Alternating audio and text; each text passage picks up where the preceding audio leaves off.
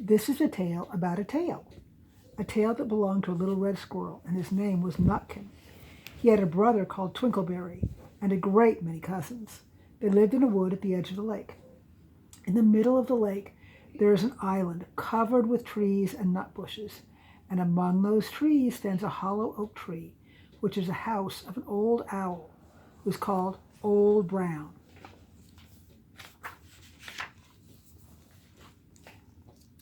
One autumn, when the nuts were ripe and the leaves on the hazel bushes were golden and green, Nutkin and Twinkleberry had all the other little squirrels came out of the wood and down to the edge of the lake. They made little rafts of twigs, and they paddled away over the water to Owl Island to gather nuts. Each squirrel had a little sack and a large oar, and spread out his tail for a sail. They also took with them an offering of three fat brown mice as a present for Old Brown, and put them down upon his doorstep.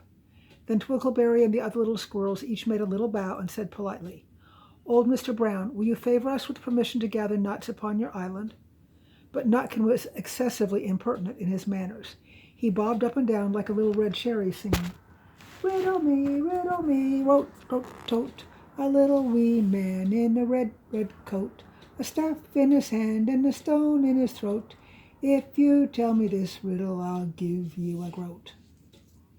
Now this riddle is as old as the hills.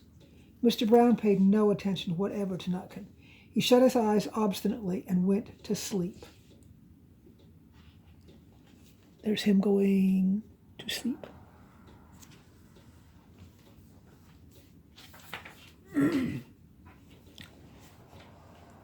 The squirrels filled their little sacks with nuts and sailed away home in the evening.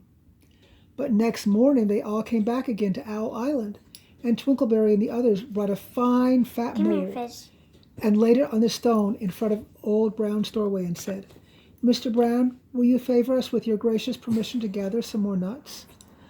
But Nutkin, who had no respect, began to dance up and down, tickling old Mr. Brown with a nettle and singing, "Old Mr. B, riddle me ree, hitty-pitty within the wall, hitty-pitty without the wall. If you touch hitty-pitty will bite you." Mr. Brown woke up suddenly and carried the mole into his house. That was not nice of Nutkin.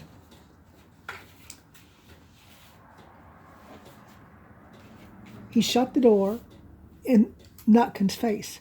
Presently, a little thread of blue smoke from a wood fire came up from the top of the tree, and Nutkin peeped through the keyhole and sang, "A house full, a hole fill, and you cannot gather a bowl full." The squirrels searched for nuts all over the island and filled their little sacks, but Nutkin gathered oak apples, yellow and scarlet, and sat upon a beech stump playing marbles and watching the door of old Mr. Brown. Nutkin's going to get in trouble. On the third day, the squirrels got up very early and went fishing. They caught 7 fat minnows as a present for Old Brown. They paddled over the lake and under a crooked chestnut tree on Owl Island. Twinkleberry and 6 other little squirrels each carried a fat minnow. But Nutkin, who had no nice manners, brought no present at all. He ran in front singing, "The man in the wilderness said to me, 'How many strawberries grow in the sea?' I answered him as I thought good, 'As many red herrings as grow in the wood.'" But old Mr. Brown took no interest in riddles, not even when the answer was provided for him.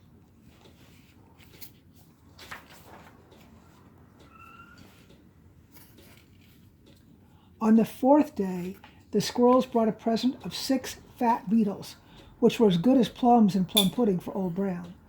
Each beetle was wrapped up carefully in a dock leaf, fastened with a pine needle pin. But Nutkin sang rudely as ever, "Old Mr. B, riddle me tree, flower of England, fruit from Spain, met together in a shower of rain.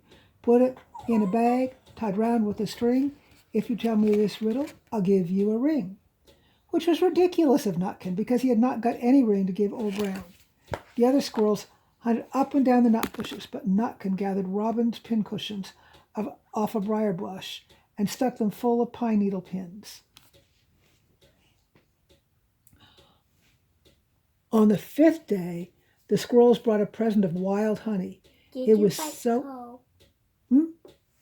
I was asking. it was so sweet and sticky, they licked their fingers as they put it down upon the stone. They had stolen it out of a bumblebee's nest on the tippity top of the hill. But Nutkin skipped up and down singing, hum a buzz buzz, hum a buzz buzz. As I went over Tipple Tine, I met a flock of bonny swine. Some yellow nacked, some yellow backed. They were the very bonniest swine that e'er went over Tipple Tine. Old Mr. Brown turned up his eyes in disgust at the impertinence of Nutkin, but he ate up the honey.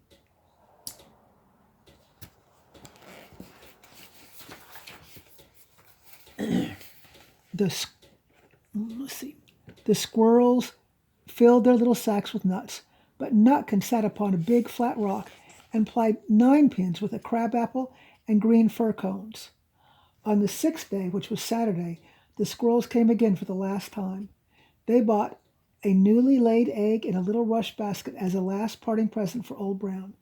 But Nutkin ran in front, laughing and shouting, Humpty Dumpty lives in the beck, with a little white counterpane round his neck. 40 doctors and 40 wrights cannot put Humpty Dumpty to rights. Now old Mr. Brown took an interest in eggs. He opened one eye and shut it again, but still did not speak.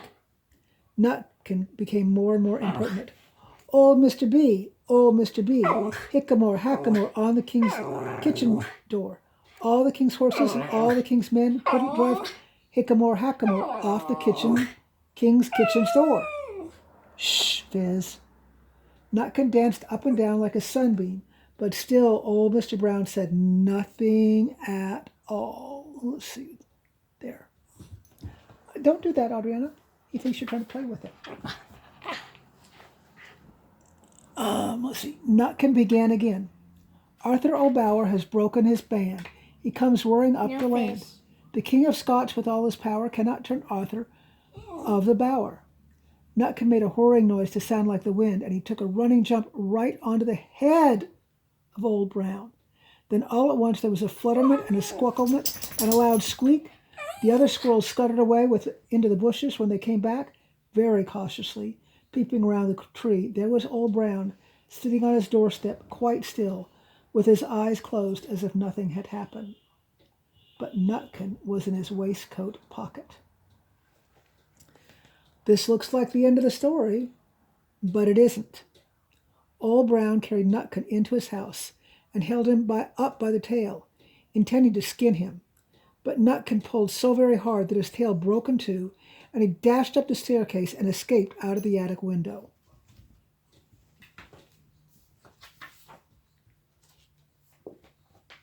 And to this day, if you meet Nutkin up a tree and ask him a riddle, he will throw sticks at you and stamp his feet and scold and shout, "Cook, cook, cook, cook."